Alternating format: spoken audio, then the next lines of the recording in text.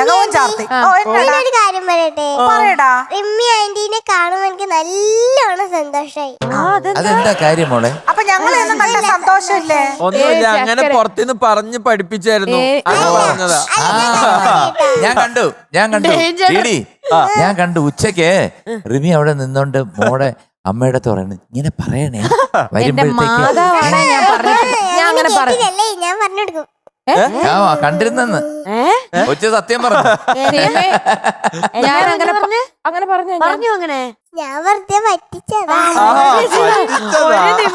ചേച്ചിയുടെ ചങ്ക കാളി പിള്ളേരൊക്കെ ഇങ്ങനെ കളത്തിനെ പഠിപ്പിക്കും. അതാ വരുന്ന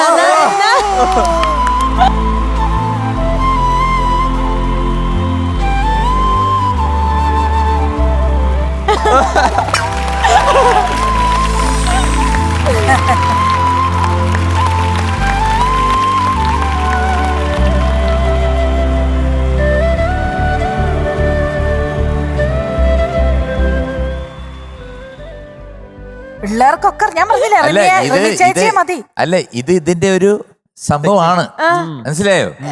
ഇത് കുഞ്ഞ് ഓർത്തിരിക്കുക, എന്നിട്ട് പിന്നെ മെസ്സഞ്ചറെ വിട്ടിട്ട് വരുമ്പോ പറയണേ.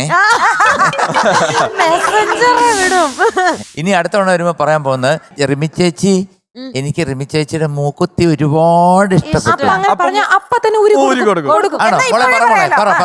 എന്ത് വേണം? മൂക്കുത്തി ഇഷ്ടപ്പെട്ടത് മൂക്കുത്തി നല്ലോണം ഇഷ്ടായി. തരണോ? അതിനെന്താ ചോദിക്കുന്നത്? എന്തിനാ? ഞാൻ വേറൊരു പുതിയ ഇത് വേണ്ട വേണ്ട വേണ്ട. ഒരാളുടെ മൂക്കിലിട്ട മൂക്കുത്തി വേണ്ട, അഴുക്ക മൂക്കുത്തി. വേറൊരു പുതിയ മൂക്കുത്തി പറഞ്ഞില്ല അയക്കാണെന്ന്. പുതിയ മൂക്കുത്തി. ഓക്കെ, അതല്ലാണ്ട് വേറെ എന്തെങ്കിലും വേണോ? പിന്നെ വേറെ ആരൊക്കെ കാണുമ്പോ സന്തോഷം തോന്നുന്നുണ്ട്? അപ്പൊ നമുക്ക് പാട്ടിലേക്ക് അത് ചുമ്മാ അയ്യേ. അപ്പൊ നമ്മള് പൂ പറിക്കാൻ പോവാണ്. എവിടാണ്? തിരുമാന്താംകുന്നിലോട്ട് ഞങ്ങളൊരു പോക്ക് പോവാണ്. അപ്പൊ പോയിട്ട് ഫ്ലവേഴ്സ് ഒരുക്കുന്ന കാഴ്ച വസന്തം യൂട്യൂബിൽ പ്രേക്ഷകർക്ക് ലൈവായി കാണാം. ഫ്ലവേഴ്സ് കോമഡിയിൽ ജോയിൻ ചെയ്യൂ, ആസ്വദിക്കൂ.